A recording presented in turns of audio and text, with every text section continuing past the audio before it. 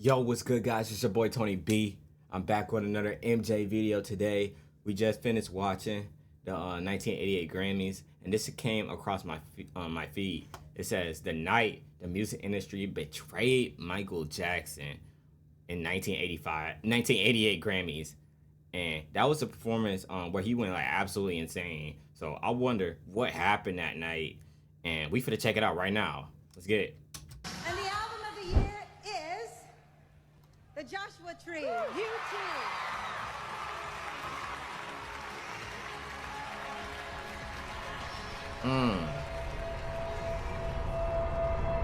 What's been the reaction to the new record? Michael Madness. You've heard of Beatlemania. This is Michael Madness. Everybody's coming in and buying Michael Jackson. Bad arrived on August 31st, 1987, and the world stopped to hear it. The pressure was unreal. This was the follow-up to Thriller, the biggest album in human history. Yet Michael didn't flinch. Within days, stores were struggling to keep copies on shelves. In the US alone, it moved roughly 500,000 copies in its first week, instantly shooting straight to #1 on the Billboard 200.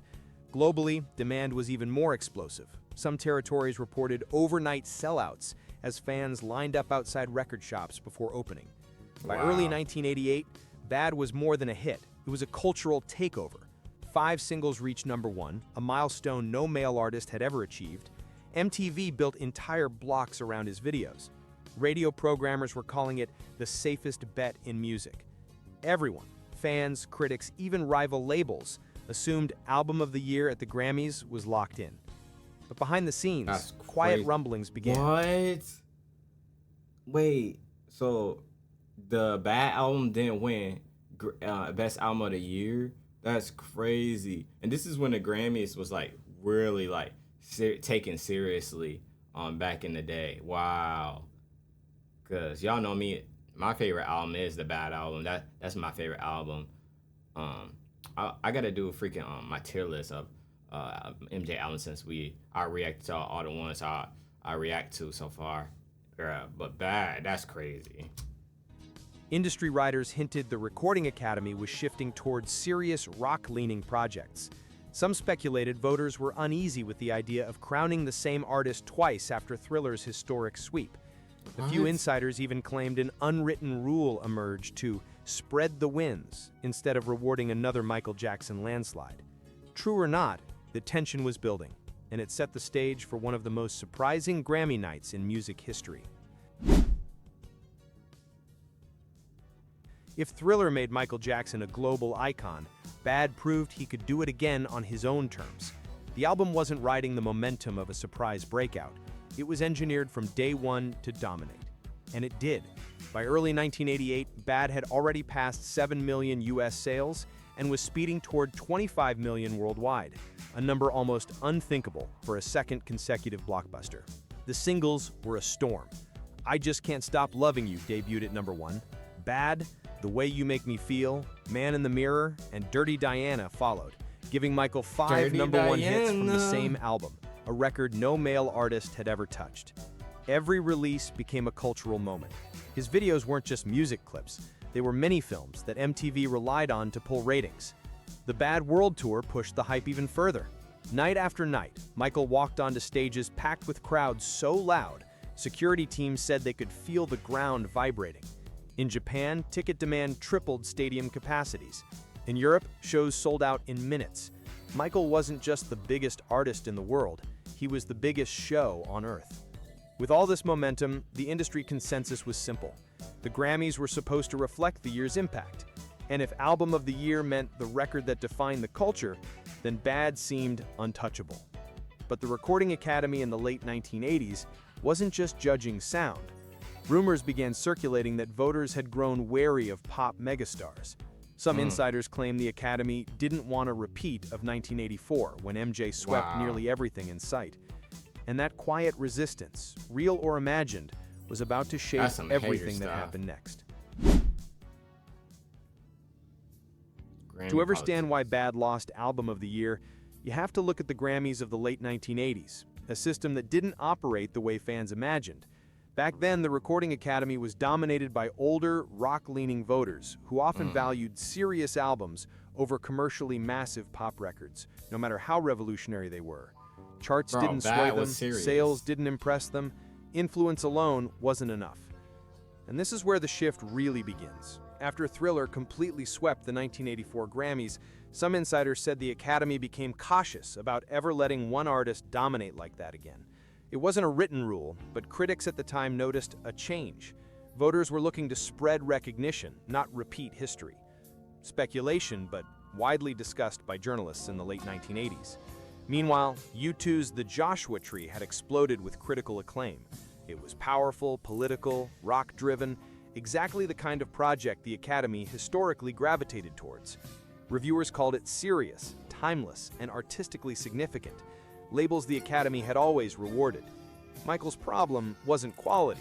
Bad was a polished, innovative pop machine. His challenge was perception.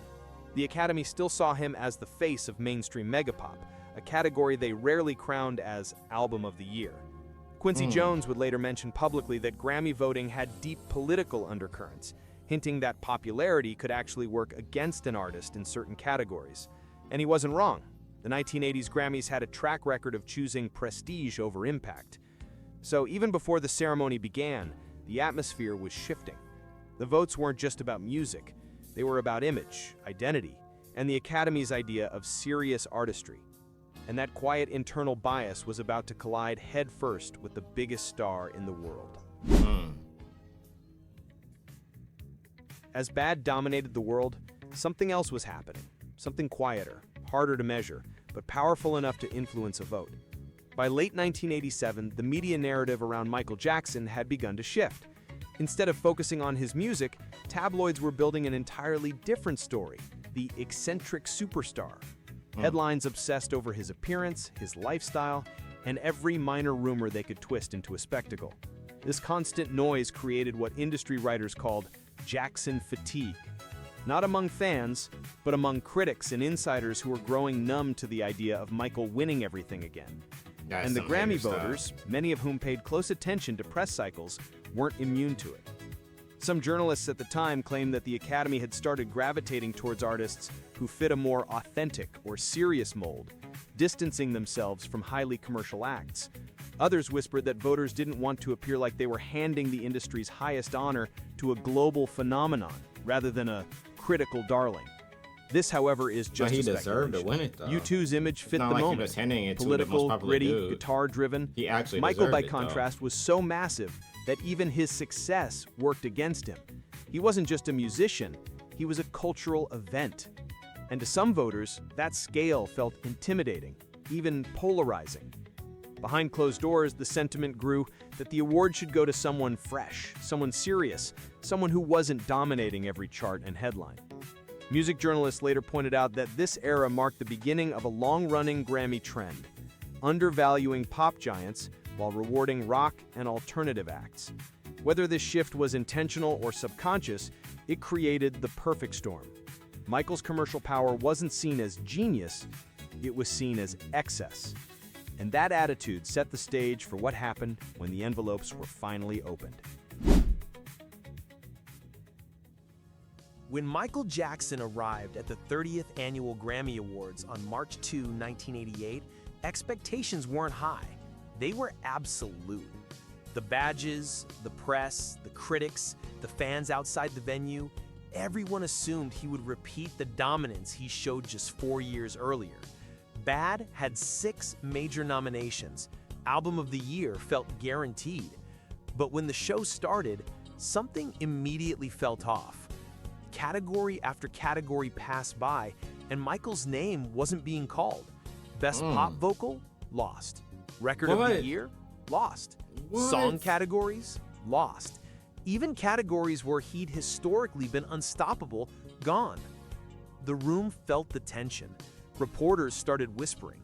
Quincy Jones, sitting in the audience, looked visibly irritated as the night went on. The cameras didn't catch him often, but those who were there said you could read the frustration on his face without a single word spoken.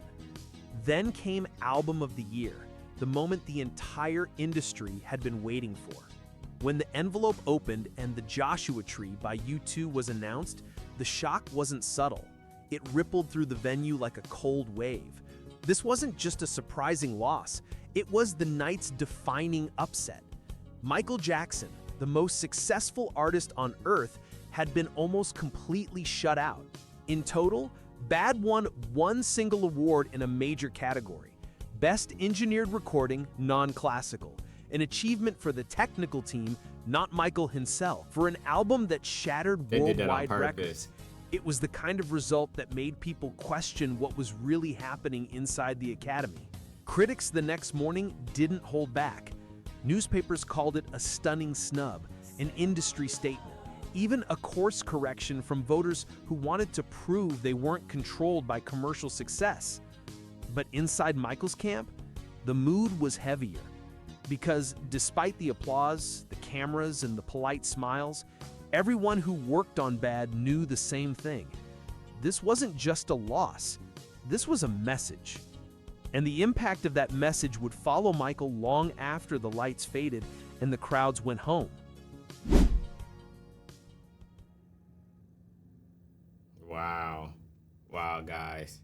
That was really interesting. I didn't know about that. I did not know he lost that the Bad album. He didn't basically win anything.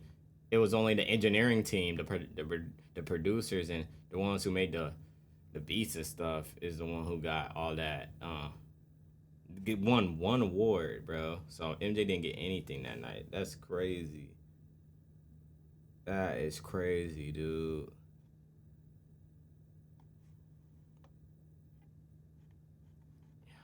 Gosh. Wow, I didn't even know that. Wow. I can't wait to see the movie, man. When they go into deep, they might have, like, when the movie comes out, we get to see how his real reaction was, or like the inside behind the scenes, basically. I can't wait to see it, guys.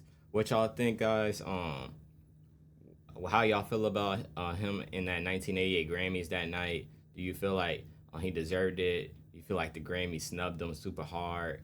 Yeah, tell me what y'all think. Don't forget to smash that like button, subscribe, and I'll see y'all next time. Peace.